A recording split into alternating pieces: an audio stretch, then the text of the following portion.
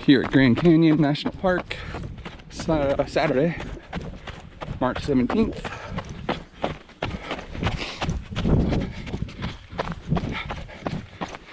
Thanks, guys.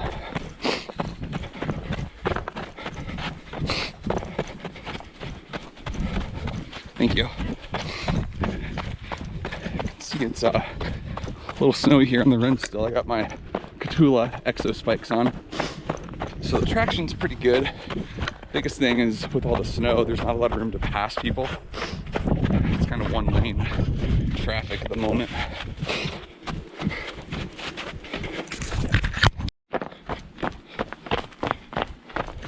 So from what I understand, it'll be like this until we get to 1.5 mile rest house. And then the snow should give way to mud, and then it should be pretty dry once we're at like 3 mile. So still pretty early in this descent, not even a mile in. It hasn't been too bad, but I have seen some people, just idiots, trying to drop into the canyon without any tracking devices and not even wearing trail shoes. So good luck to those people. Hope you make it.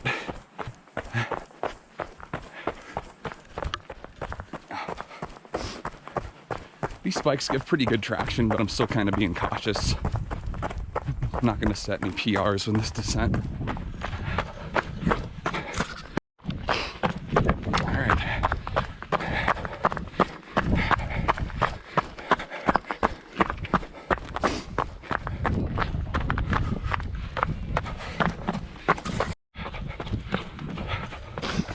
Just past 1.5 mile rest house. Looks like the snow is mostly gone now. Some mud, but not too bad. Pretty dry overall, actually. So I still have my Exo spikes on. I'll probably just wear them until I get to 3 mile and then take them off. But we are making our way down a section of the canyon known as Jacob's Ladder. And I was told they're doing some rockfall removal here. So we'll see if that gets in our way at all. I was told there could be some delays in traffic, but we'll see.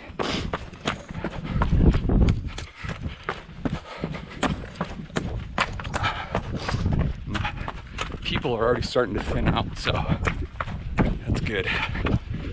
First mile, the trail's usually pretty crowded here, but further down into the canyon you go, less people you see.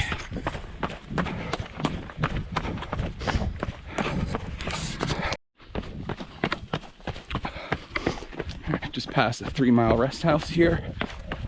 Totally dry, so took off the Exo spikes. And that old runner's adage of be bold, start cold is never truer than when you're at Grand Canyon. I've already shed my jacket, as you can see, and my calf sleeves that I had on. The temperature warms up so fast as soon as you drop in, but it's like when you're on the rim, you feel like you need all the layers. But like I said, it warms up quick. We've already dropped like 1,500 feet or so, maybe closer to, well, you can check, 2,000 feet. And it warms up about 5 degrees per 1,000 feet, so already roughly a 10-degree swing, and it's going to get even more further down we go.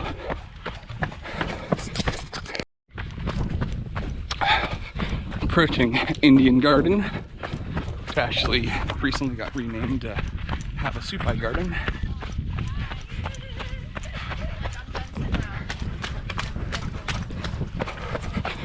This is about 4.5 miles down Bright Angel Trail, the Ranger campground there.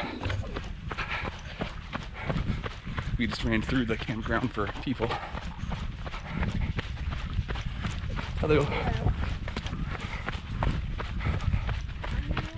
Hi.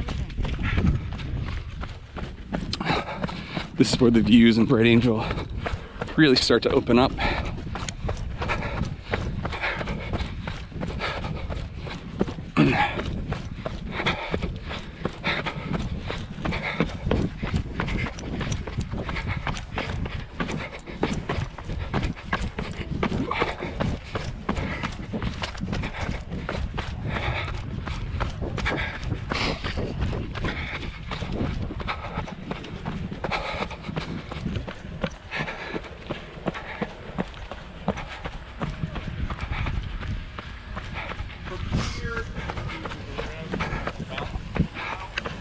80 degrees in the thermometer.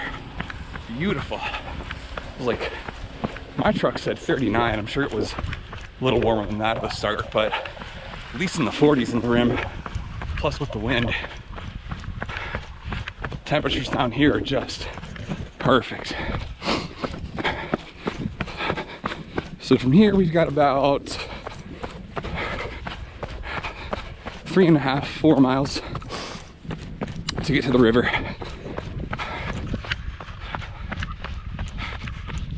So I'll talk about the route that I'm doing. This is known as the Cowboy Loop here at the canyon. It's a rim to river, meaning you start on the south rim, go to the river, and on the south rim. But for the Cowboy Loop, you actually go down Bright Angel and then up South Kaibab, and then you run the 5 mile along the rim trail to get back to the Bright Angel trailhead. So you actually do make a loop. So from what I understand, for it to be a true Cowboy Loop, you have to go up South Kaibab. I see a lot of runners going down South Kaibab, up Bright Angel, and calling it a Cowboy Loop, but I don't think that's accurate. Just because Jim Walmsley, the creator, I guess, of the loop, one of the rules that he made when he was training here with the rest of the Coconino Cowboys, which is where the loop gets its name from, one of the rules that he made was at the canyon, everything must go out South Kaibab because it's a harder trail. So to get the most efficient training, you go with the harder route. So, not that it really matters, but from what I understand, the Cowboy Loop is down Bright Angel, turn around at the campground, go up South Kaibab, not the other way around, and then the last 5 miles are on the rim trail, which again, having to run 5 after climbing 5,000 feet is brutal. So again, just maximizing the training with what you got here makes it a Cowboy Loop.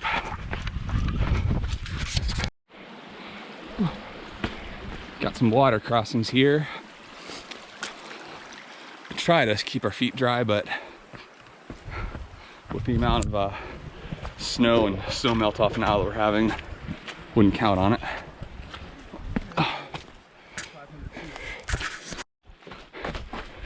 We are approaching a really cool section of Bright Angel called Devil's Corkscrew. You can see it winding its way down right there.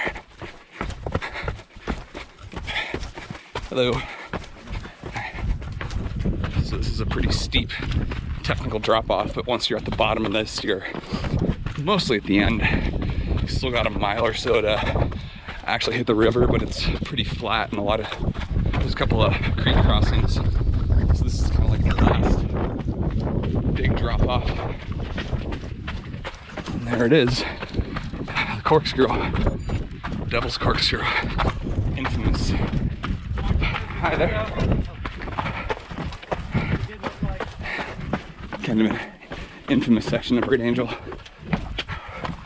This part's always a little muddy, so we'll try to stay dry.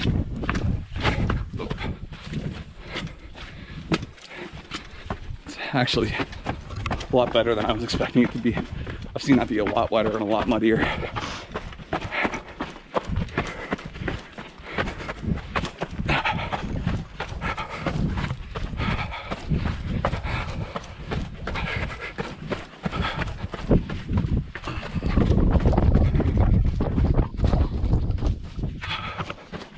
So beautiful here. No matter how many times I do this run, how many times I'm down here, it's always just so beautiful. Really lucky to live so close. Just to be able to wake up on a Saturday on a whim and be like, yeah, I think I'll run Grand Canyon today. Which is pretty much what happened. And here we are.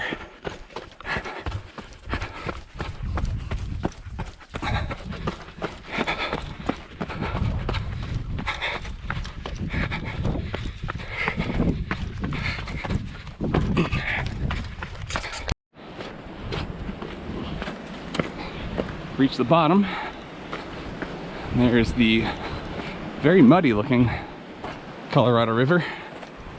Not surprised with all the snow melt we're currently experiencing. It's a raft trip docked there, very cool.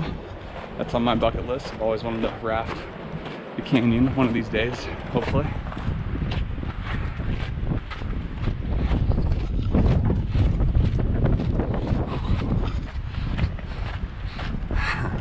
I think one of the most depressing things about doing this run, getting to the bottom, looking at your watch, elevation loss, about 4,200 feet, elevation gain 16 feet. That means we have a lot of climbing to do.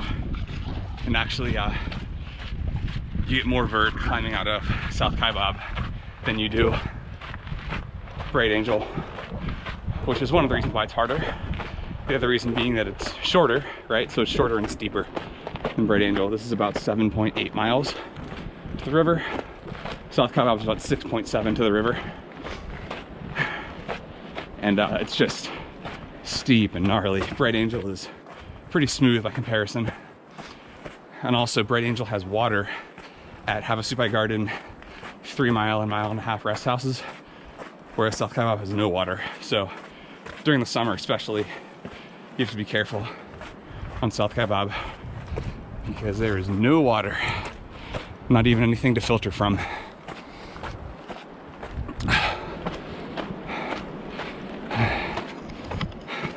Beautiful.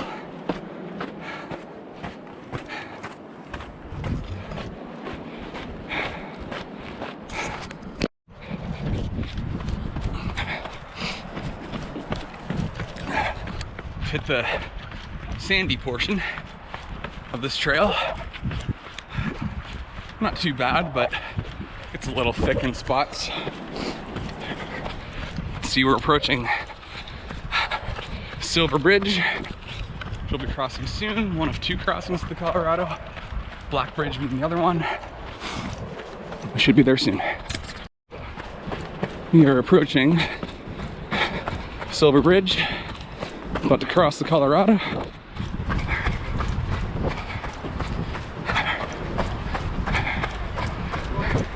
Where are you trying to go? Oh no, we were getting out of your way. Oh yeah, we're going this way, sorry. All right. Have a good one. Thought those guys were asking for directions. They were trying to get out of my way.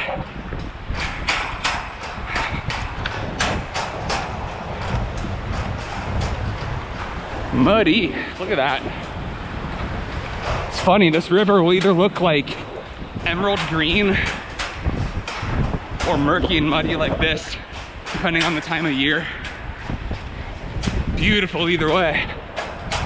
Just amazing to be down here.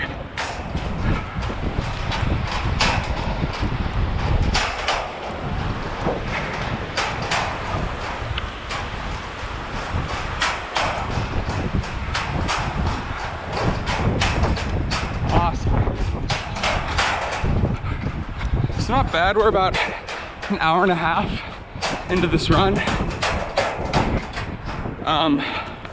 I've definitely gone faster, but given the conditions at the start, not bad at all. So we'll be heading to Bright Angel Campground next, which is just before Phantom Ranch. That's where we'll make the turnaround, and then we'll start the long climb out. But here we are at the bottom of Grand Canyon.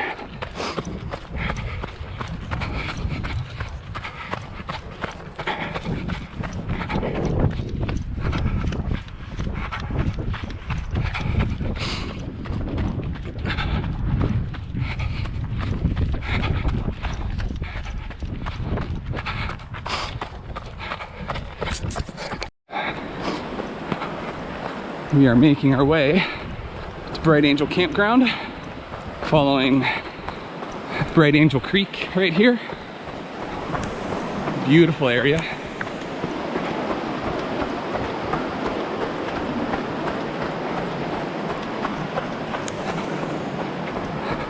If you get a reservation for Bright Angel Campground, it's first come, first serve, but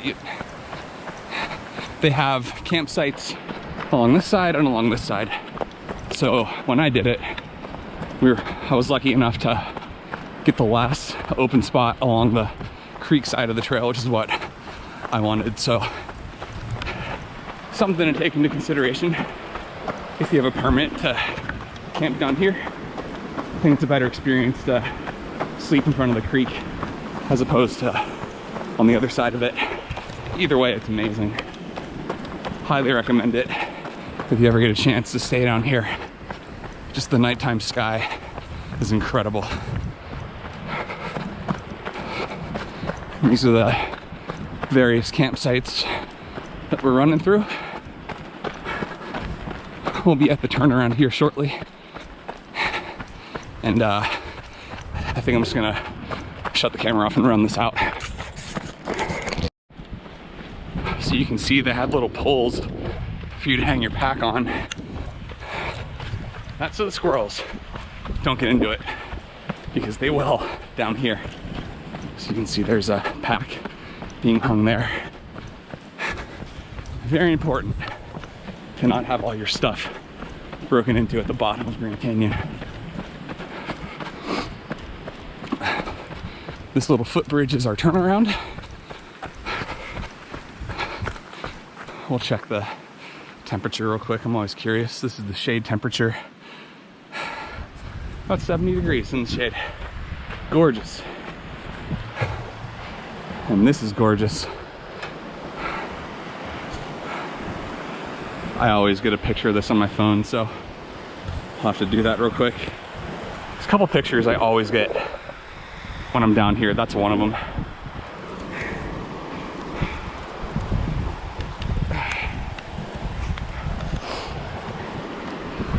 So here's Bright Angel Creek. Here's a squirrel. There's a lot of them down here. So as you can see, we got the north rim to the left and the south rim to the right.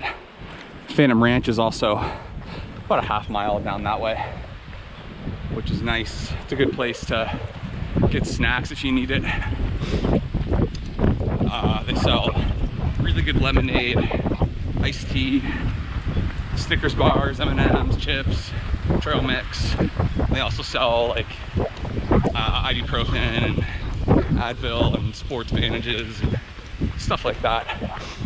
But we're not going there for the purposes of this loop, because we are turning around and making our way to South Kaibab, where we will make the 5,000-foot climb out of the canyon.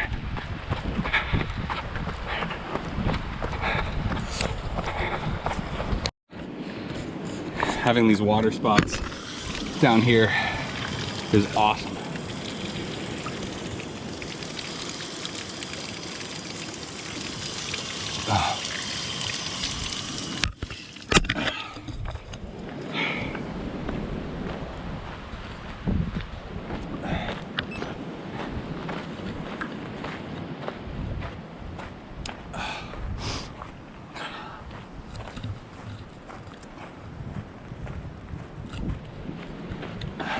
Also, these reusable cups are awesome. I got this from Aravaipa, but I'm sure other companies that make them, but they fold up and you can just stuff them in your pack. They're great to use at aid stations at races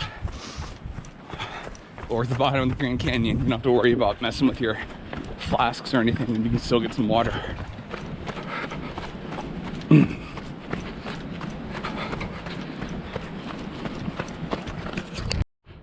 So a really cool spot at the bottom, off to the side of the trail, there's this grave set up. And this is for one of the workers who was building the South Kaibab trail, who died working on it. And this is where he's buried. Not a bad spot. Right at the mouth of the Colorado River.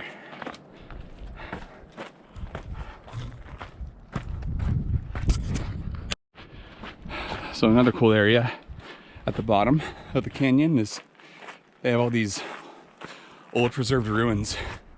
And these date back to the 1100s. The old Pueblo Indians that lived down here So they have these well preserved and set up. Whoop. And this is Black Bridge, also known as the Kaibab Bridge. And this blows my mind. Built in 1928, and they carried all those steel cables down South Kaibab Trail. 42 men carried each 550 long, 2,300 pound suspension cable down the trail to build that bridge. It blows my mind. It's absolutely incredible. Let's see another rafting trip docked there. That area is known as Boat Beach. And that's a good spot to go swimming in the summer. Relatively safe, mostly safe. I mean, there are some spots that you shouldn't swim in because the Colorado River, the rapids can carry you away, but that's a pretty calm spot right there. So I've taken quite a few dips in the Colorado down there. It feels so good in the summertime when it's like 110, 120 degrees down here. The water stays like 52 degrees year round or something like that. That might be wrong, but it's a pretty cold temperature. So even in the summertime when it's super hot down here, the water feels really nice.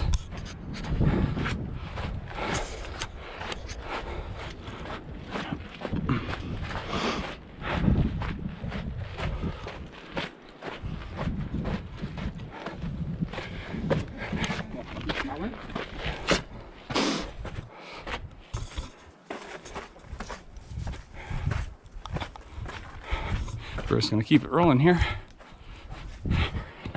as we go across the Black Bridge.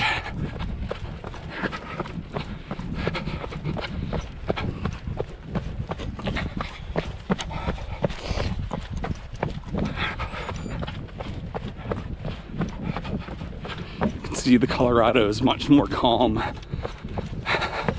going over this bridge compared to how it is on Silver Bridge. Very beautiful.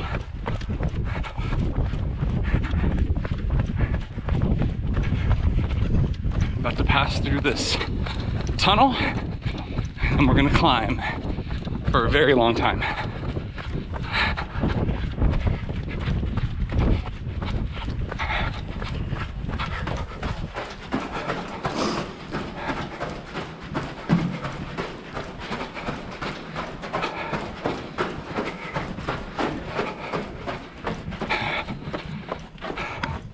Now, when the pools come out for this climb, here we go.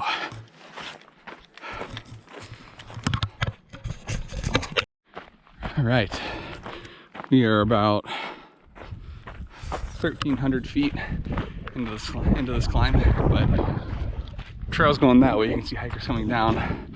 This is a beautiful little overlook spot that I always come to, whether I'm going down South Kaibab or up South Kaibab.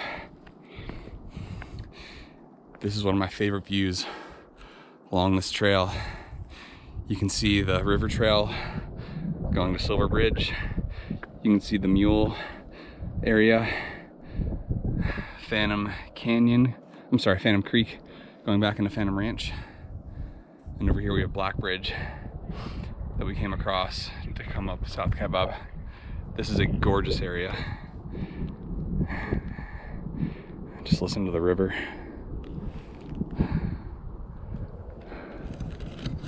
Awesome.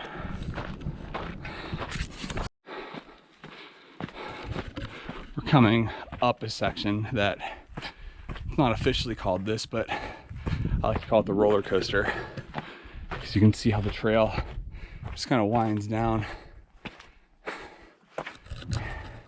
And when you're coming down South Kaibab, it's very fast and flowy and runnable. So it feels like you're on a roller coaster. So that's why I've always called it. It's not officially called that, but hoping the name will stick and catch on.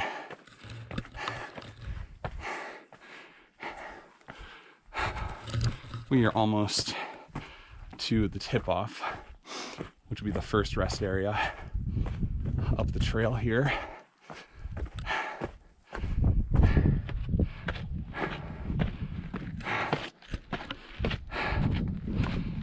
So we're getting there. Just gonna keep chipping away. The roller coaster. It's awesome.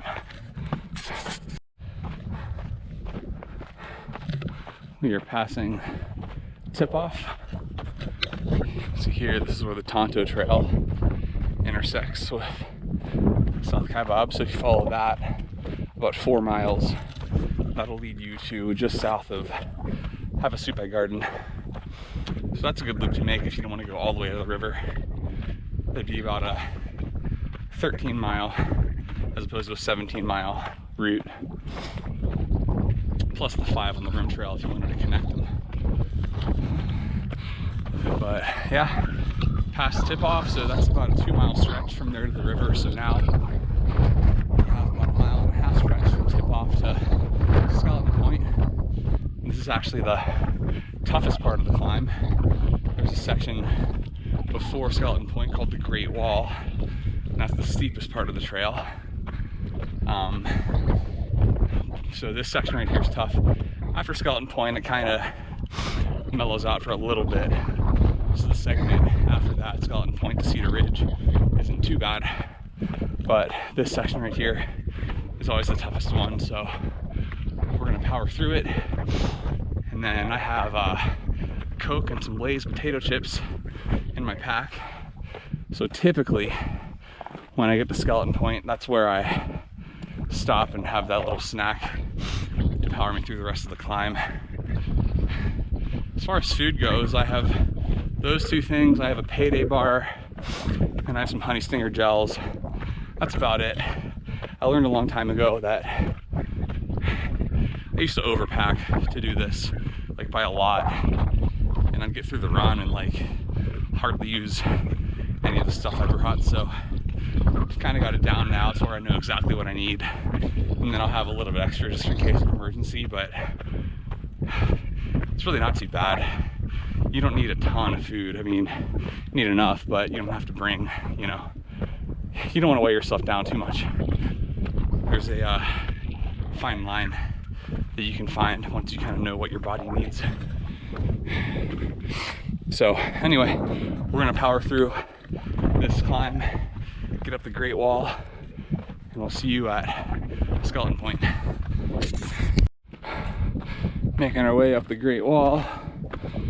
This sign's always a welcome sight, kind of the halfway point of the Kaibab Trail. And we are in the thick of it right now. So we're gonna hammer these switchbacks out, and then pretty soon we'll be at Skeleton Point. Made it up the Great Wall. You can see how the switchbacks just wind non-stop down there. That's what we just climbed. One last shot of the Colorado River there. Hopefully you can see it.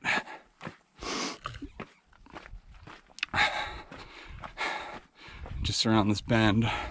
It's a little bit more of a climb, not a whole lot, but we'll be at Skeleton Point here in a couple of minutes.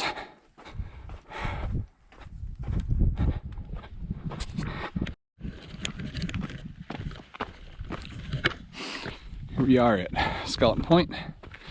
As you can see, I just stopped for a few minutes. I had half my bag of chips and half of my Coke. Feel good to go. Like I said, this next section is Skeleton Point to Cedar Ridge. It's about 1.5 miles. The first half of it is fairly flat. Then it starts climbing again. So, you know, the South Kaibab trail is pretty relentless for the most part. But this is the one section where, in my opinion, it's not as bad as the rest of it. So put the jacket back on. Temperature is fine, but it's getting a little windy and the wind is kind of chilly. But you can see where the snow is still lingering at the top of the rim. I think I'll be okay without putting my spikes back on. I'm not planning on it. The South Kaibab Trail gets a lot more sun than Bright Angel does. So hoping that most of the snow on the trail will be melted, and if not, it'll at least be navigable with just my poles. So anyway, we've got about 3 miles to get to the rim.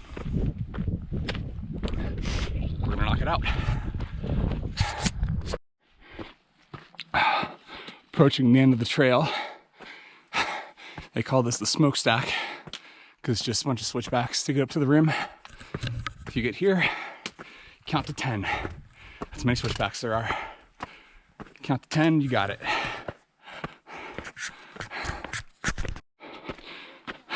Just about done with the climb out. Wasn't too bad, a little icy in some spots, but not bad at all.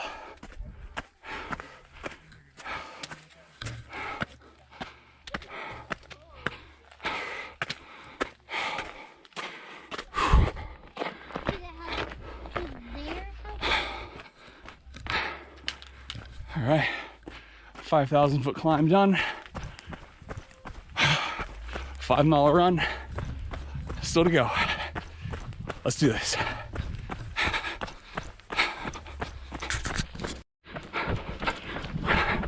We have some trail friends. Guy's hiding from me. It's all right, buddy. A bunch of them. Beautiful elk up here.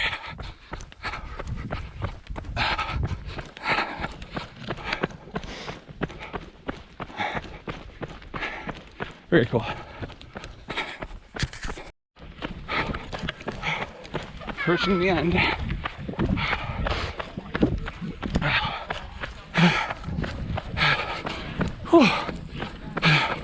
Tough Cowboy loop. I think my battery's dead, so I think that cut off, but